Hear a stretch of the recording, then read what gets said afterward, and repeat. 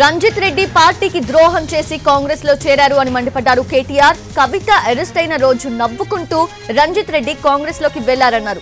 రంజిత్ రెడ్డి, పట్నం మహేందర్ రెడ్డిపై పార్టీ కార్యకర్తలు పగ తీర్చుకోవాల్సిన అవసరం ఉంది అన్నారు కేటీఆర్. రంజిత్ రెడ్డి మళ్లీ వచ్చి కేసీఆర్ కాళ్లు పట్టుకున్నా పార్టీలోకి రానియమన్నారు కేటీఆర్. మరి ఈ రోజు రంజిత్ రెడ్డి గారు చేసిన ద్రోహం బాధ ఎక్కడ అనిపిస్తుందంటే, ఎవడో బయటవాడు మోసం చేస్తే బాధ అనిపించదు.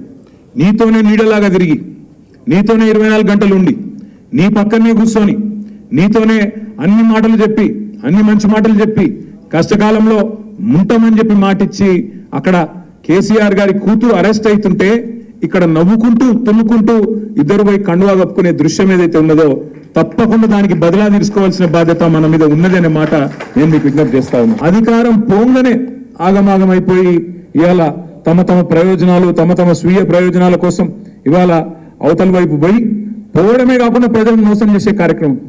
ఆయన మొన్న రంజిత్ రెడ్డి ఒక సోషల్ మీడియాలో ఒక పోస్ట్ పెట్టిండు. చందన్ వెల్లినట రంజిత్ రెడ్డి మొత్తం పరిశ్రమలు తెచ్చిండట. యాదయ్య గారి సహకారం లేదట, యాదయ్య గారిది ఏం లేదట, మా తమ్ముడు అవినాష్ రెడ్డిది ఏం లేదట, మొత్తం రంజిత్ రెడ్డి పట్టుకొచ్చి అక్కడ పరిశ్రమలన్నింటినీ పెట్టించిన అని చెప్పి సోషల్ మీడియాలో చెప్పుకుంటా ఉన్నాడు. ఇంతకంటే సిగ్గుచేటు ఇంకోటి ఉంటుందా? మళ్ళీ రేపు వచ్చి ఇదే పట్నం మహేందర్ రెడ్డి, ఇదే రంజిత్ రెడ్డి వచ్చి కేసీఆర్ గారి కాళ్ళు పట్టుకున్న మళ్ళా పార్టీలోకి రానియము అనే మాట కూడా నేను ఈ సందర్భంగా మీకు విజ్ఞప్తి చేస్తా ఉన్నా. మరి ఈరోజు రంజిత్ రెడ్డి గారు చేసిన ద్రోహం బాధ ఎక్కడ అనిపిస్తుందంటే, ఎవడో బయటవాడు మోసం చేస్తే బాధ అనిపించదు.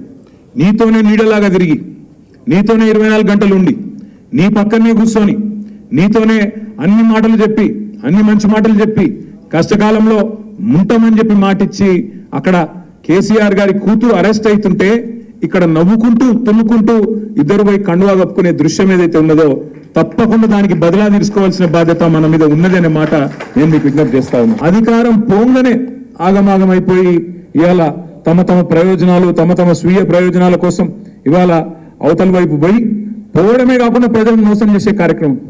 ఆయన మొన్న రంజిత్ రెడ్డి ఒక సోషల్ మీడియాలో ఒక పోస్ట్ పెట్టిండు. చందన్ వెల్లినట రంజిత్ రెడ్డి మొత్తం పరిశ్రమలు తెచ్చిండట.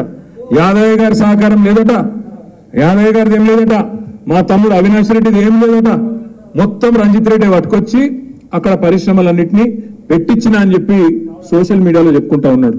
ఇంతకంటే సిగ్గుచేటు ఇంకోటి ఉంటుందా? మళ్ళీ రేపు వచ్చి ఇదే పట్నం మహేందర్ రెడ్డి, ఇదే రంజిత్ రెడ్డి వచ్చి కేసీఆర్ గారి కాళ్ళు పట్టుకున్న మళ్ళా పార్టీలోకి రానియము అనే మాట కూడా నేను ఈ సందర్భంగా మీకు విజ్ఞప్తి చేస్తా ఉన్నా.